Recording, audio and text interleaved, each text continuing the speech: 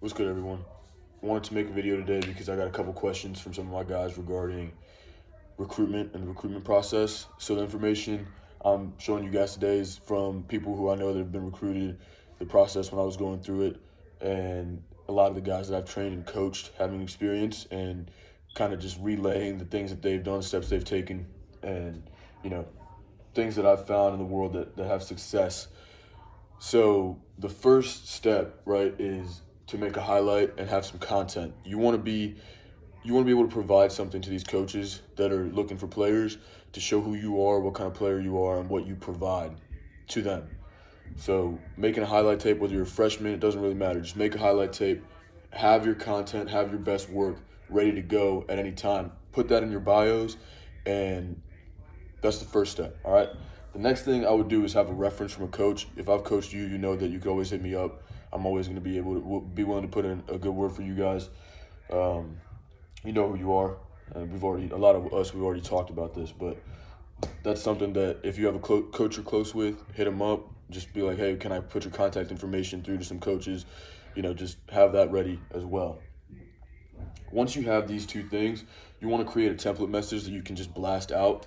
Obviously, you don't want it to be the same thing to every coach, but what you want to do is have an introductory paragraph just about who you are, what school you go to, what sport you play, what position you are, what you're interested in is in the sport, and what you want to do at the next level, whether that be basketball, football, whatever, right? This is me. I'm yay tall, whatever, right? That's what you want to have in there. And then you want to have that intro paragraph with, like, here's a coach you can hit up, here's my highlight tape, check me out.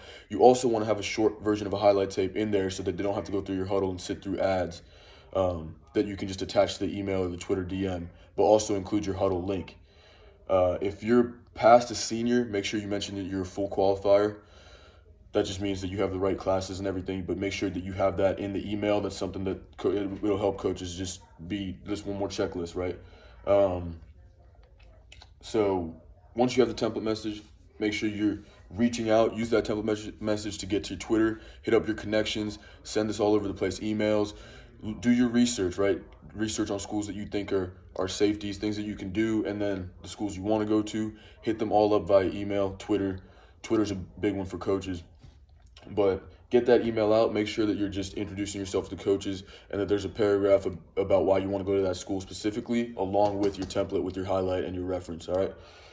So that'll get you in a good spot. The big thing with that is just making an impression. You really, it's all about impressions. Some guys will get lucky. Obviously talent helps, but you know, you reaching out, even if you're a freshman, reaching out and impressing a college coach with just your professionalism and the way you are as a guy, that's going to take you a long way. They might keep their eye on you the next couple of years, all right? So once we've done all this, right, this is kind of all stuff that you can do now, like immediately. You can just kind of take this on in the off season and go ahead and run with it, right? Or even if you're in season, if you find some time, you can kind of do that with past highlights. The last thing is exposure. You want to be in the right spots. So there's a lot of camps out there, right? And a lot of guys will ask me, like, hey, coach, should I go to this camp, whatever.